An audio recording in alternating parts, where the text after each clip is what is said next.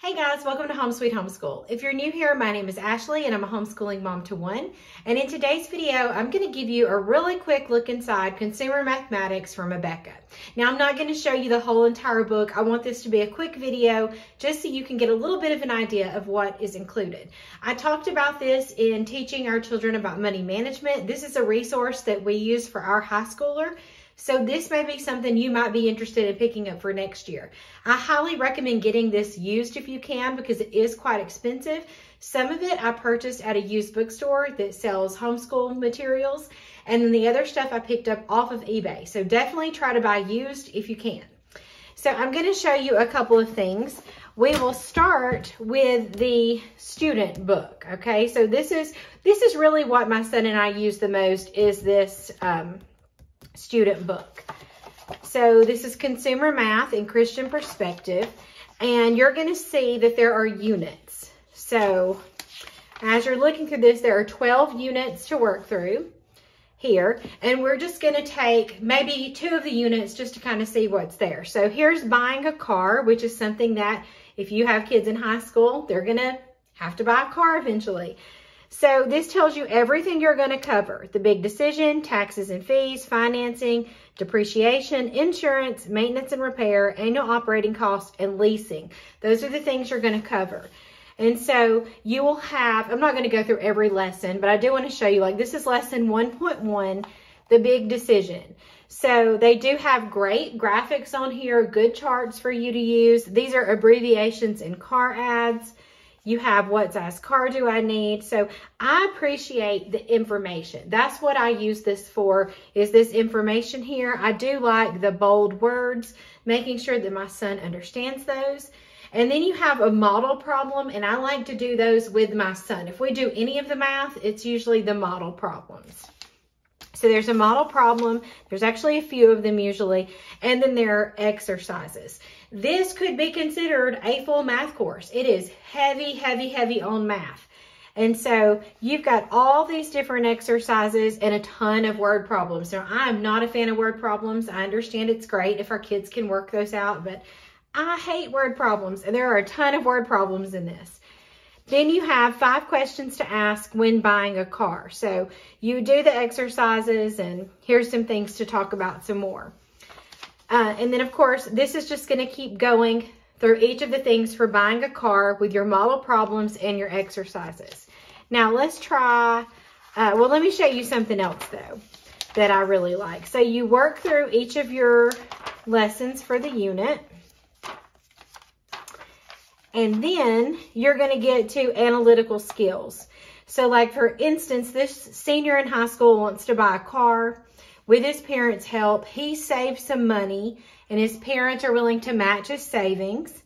But he has to have full responsibility for car costs after purchase. And so he has about $130 a month to spend on car upkeep, gasoline, and insurance. So here are his options. So you analyze his options by answering these questions. You do a lot of analysis. You look at important facts. This to me is priceless. Like, if your kids can work through something like this, they're going to be able to handle things like this for themselves. So I do love this analytical page. And then you just keep working through the unit until you're finished. Now, I do want to show you, there is a teacher's edition. And we'll just look at that first unit in the teacher's edition. So it looks like this. I don't feel like it's super necessary. You may want to have a teacher's edition. But as you can see, it looks exactly the same. The lessons look exactly the same.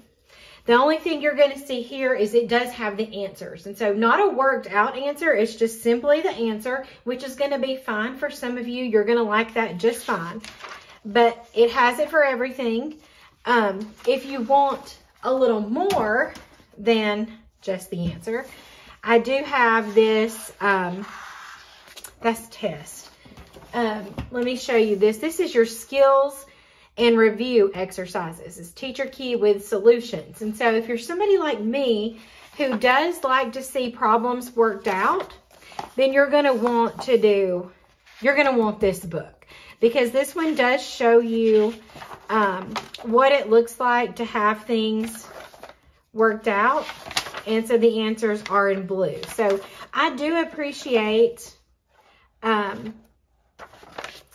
a key. So like here's what we just talked about, Unit 1, buying a car. So it shows you the steps they should take to get the answer. So in case you're confused or you want to see exactly where your child went wrong, these are worked out, and I do appreciate that. So I definitely think this is something you need. If you can at least get the teacher key with solutions and the student book, then I think you would be set. The solution key has like test answers, and so it's just an answer book. And then the teacher's guide, of course, is just the student book with some blue answers in it. So let's look at one more unit just to give you an idea, and then that will be all for my flip through. So let's look at Unit 5 here. Let me get to the start of it. So this is all about housing. So you're going to talk about renting versus buying, mortgage loans, property tax, homeowners insurance, repairs and upkeep, furnishing costs, purchasing electricity, reading the electric meter, purchasing natural gas, other utility expenses, and telephone rates, which I'm going to look at that because I'm not sure which telephone it actually talks about. So let's look. So I love this. I think, like I said, such valuable information. It talks about security deposits and leases, and then you've got your model problems to work out. And an example of a model problem, Daniel Myers and his family pay $890 rent per month for a 3-bedroom apartment. How much rent do they pay annually?